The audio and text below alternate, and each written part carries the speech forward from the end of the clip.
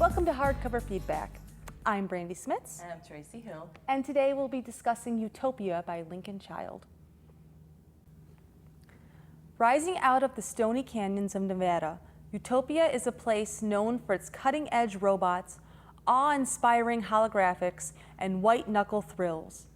When serious mishaps begin to disrupt the once flawless technology, Dr. Andrew Warren is called to get the park back online.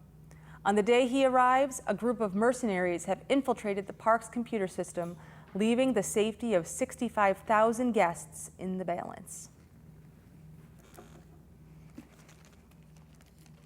The Nexus was a broad, gracious space framed in the same brushed metal and wood of the transportation center.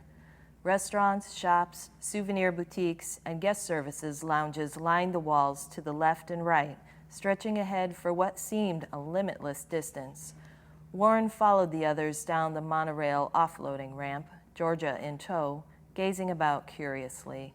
The ceiling was open to the glass dome far above, framing a huge cloudless sky that arced over the Nexus in a brilliant azure band. Before him, information kiosks and low, graceful fountains gleamed in the slanted bars of sunlight. Signs, large but discreet, directed visitors toward the park's four worlds: Camelot, Gaslight, Boardwalk, Callisto. The air was cool, a little moist, and full of muted sound. Voices, the patter of water, some softer noise he couldn't identify.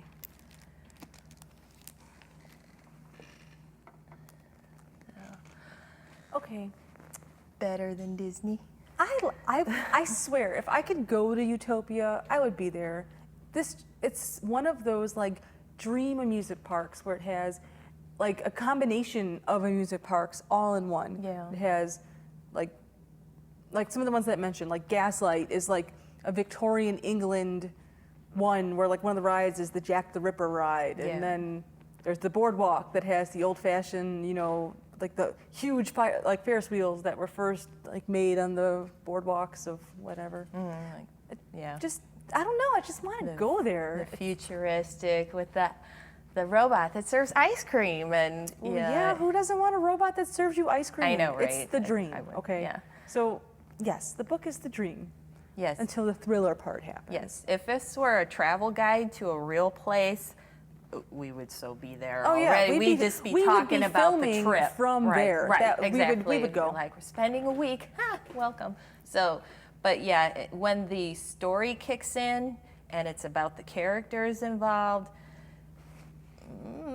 then, well, as far as the storyline goes, the worlds are really cool. So, see, I like the storyline and I like the characters. I think, well, I always like books that have alternating perspectives, and this definitely has alternating perspectives. I don't even know how many people are actually used as the perspective person. I don't know. Yeah, and I like that too, and it's necessary. Thrillers generally employ that, but I've read a lot of them, and I just found that so many things were easy to pick out right away. You know, the Warren is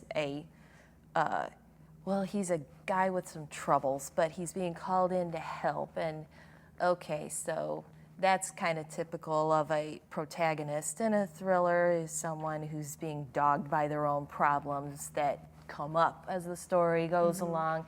And then there's a love interest thing going on that's already been complicated.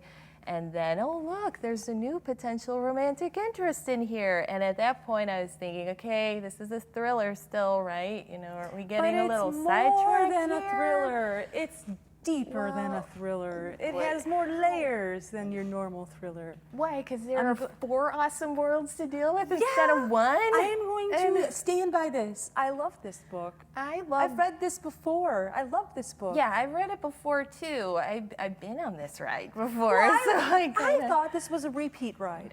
Okay, well, so apparently I'm going on a second time while you're sitting there waiting for me on the park bench. I could see the ending. Okay, a lot of times you get on a ride and even though you know how it's gonna go, you still want to go on it because it was so awesome. But even then, I still like it if there's something new. And in this, even though I know that Lincoln Child is a solid writer, no complaint with that. It's just he was relying so hard on certain plot devices, certain character devices, more so, that I've seen before. I've seen over and over again before, and I've seen him used in some very fresh and surprising ways, which he did not do.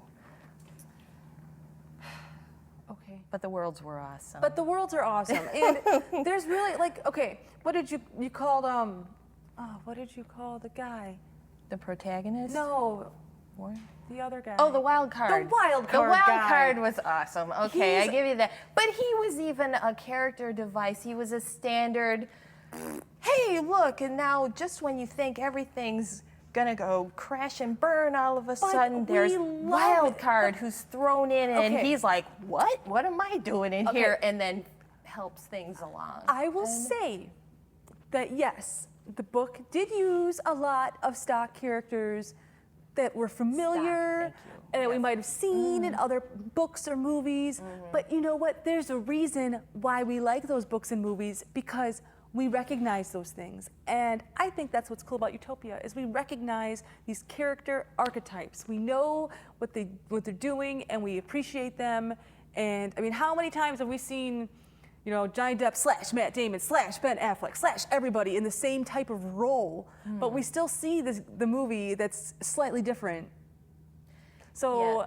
I don't know, it's familiar. I think it's familiar. The details are different only insofar as the actual setting, which does play a part in the story. However, it wasn't enough to carry a story that otherwise had, for me, no surprises. When I am guessing pretty well ahead what's going to happen with a particular character, or when I can pick out the unidentified bad guy in something so early on, then I'm like, oh, okay, well.